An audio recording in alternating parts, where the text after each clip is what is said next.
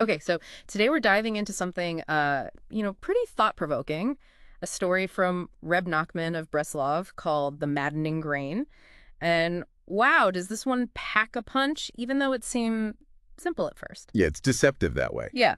Starts off simple enough with the king, using astrology like you do to figure out what the year's going to be like. Oh, yeah, the good old days, right? Exactly, and he discovers this crazy thing. The upcoming harvest is going to make anyone who eats it go mad. Oh, no. So, of course, what does he do? He turns to his trusty viceroy for advice, like, what do we do? Right, like how do you handle a maddening grain situation? Precisely.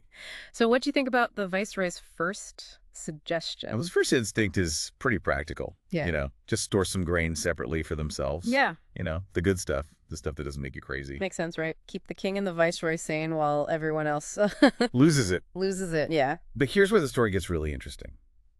The king, he's sharp. Yeah.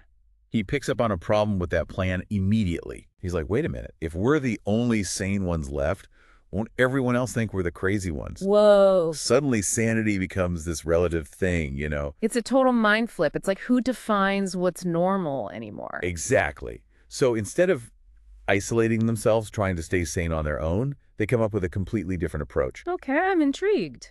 They decide they're going to eat the grain too. They'll join the collective madness. Really? But here's the catch. They're going to mark their foreheads as a reminder that they're in on it. So they know they're not actually crazy. Right. And when they see that mark on each other, it's this silent acknowledgement. Like, hey, remember, we're in this together.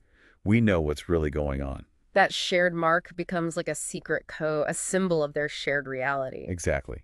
It's about maintaining that connection, even though they're surrounded by madness. You know what's so powerful about this story? It really shows how much our perception of reality depends on everyone else. It's all about context. Yeah. You could be seeing things perfectly clearly, but if everyone around you sees it differently, you might be the one who looks crazy. It's like that classic line, even if you're a minority of one, the truth is the truth. But this story adds another layer to that.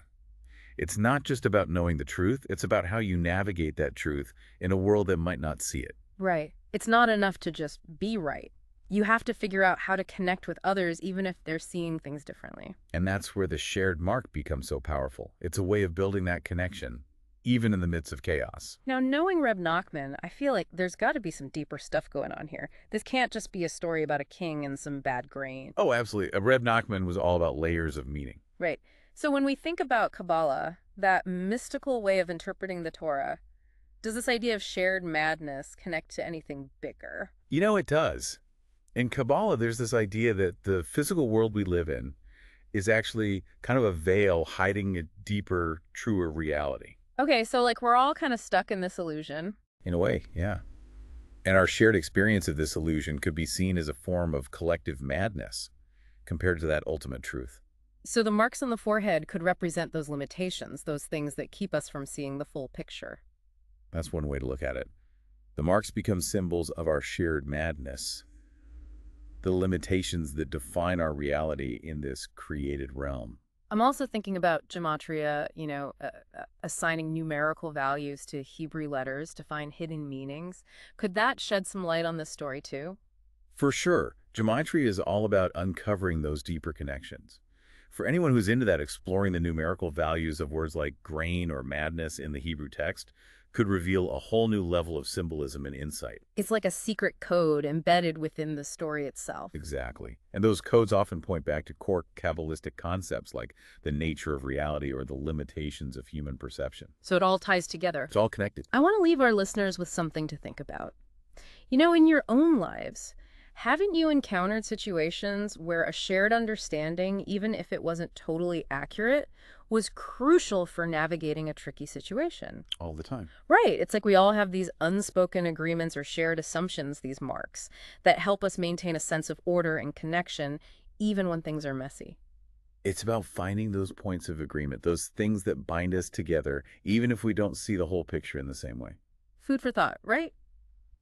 What are the marks we use in our daily lives to maintain those shared realities? Thanks for joining us on this deep dive. It's been a pleasure. Always a good time.